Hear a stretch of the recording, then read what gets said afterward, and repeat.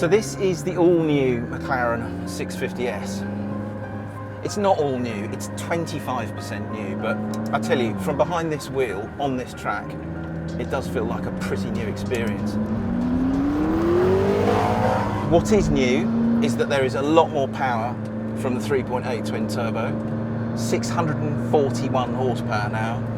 There's another 80 odd Newton meters of torque, and that makes a difference because it's developed lower down the rev range and over a wider rev range too. So those two things really do make the 650S. They put it on a brand new level when it comes to just basic raw performance, but there are many other things that McLaren are really chuffed about, and they feel that they've really pressed the game forwards. The spring rates are stiffer front and rear. The suspension hardware is slightly different front and rear. You've got carbon ceramic brakes this time, as standard. And the steering has been changed, and the parameters within the drive programs have been changed. So in comfort, you get more comfort, and in track, the car feels even more responsive, even more lively. So at the moment, I've got all the systems off, so it's time to have a little play, I think.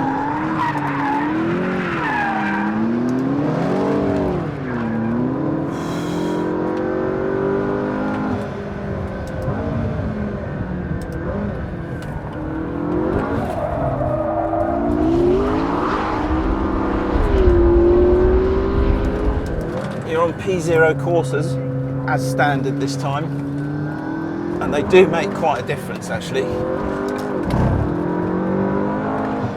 God, this thing feels outrageously fast.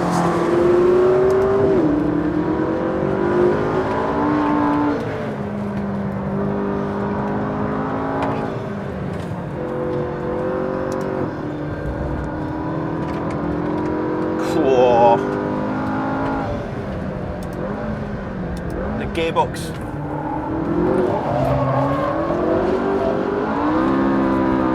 Works that little bit more sweetly. Wow, the traction is just monster, and you can really chuck it about. There's definitely more front end bite than in the 12C. The brakes feel as good as a bloody P1's brakes almost. It's not just the engine, gearbox and steering that McLaren has tweaked for the 650S. The soft and hardware of the all-round double wishbone suspension has been modified. There's 40% more downforce compared with the 12C, and the cabin has been preened in a few places too.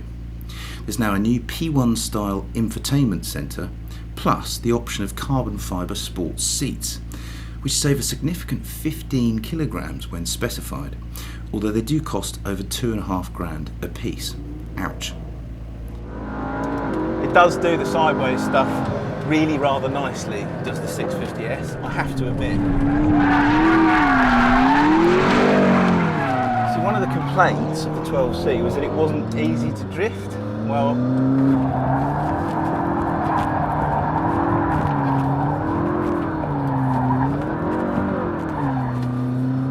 they certainly seem to have sorted that particular problem out. I mean, I've got everything turned off here, which just allows you to be complete and utter hooligan, but it allows you to see how nicely balanced it is.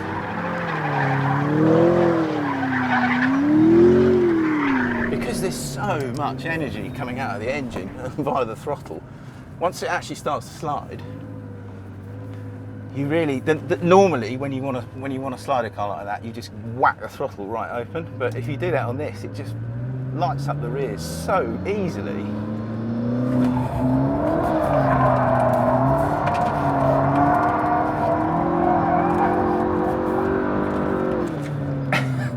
And there's just so much torque there. It's actually really quite easy to turn it around. So when you get back on the throttle, you've got to be really, really delicate with the inputs and not heavy at all.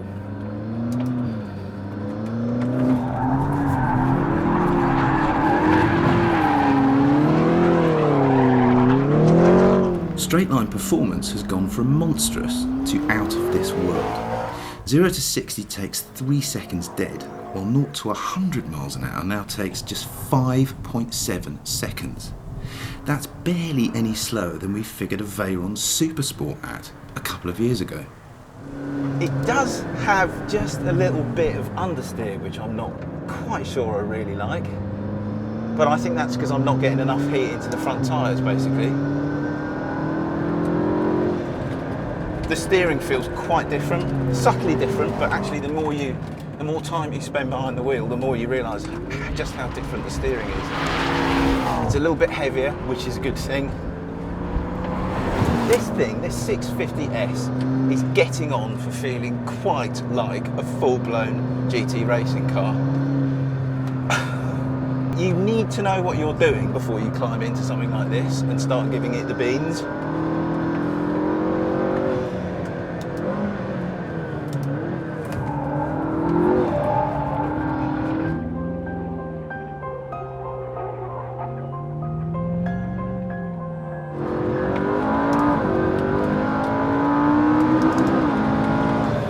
Wow, it just feels so connected, this car.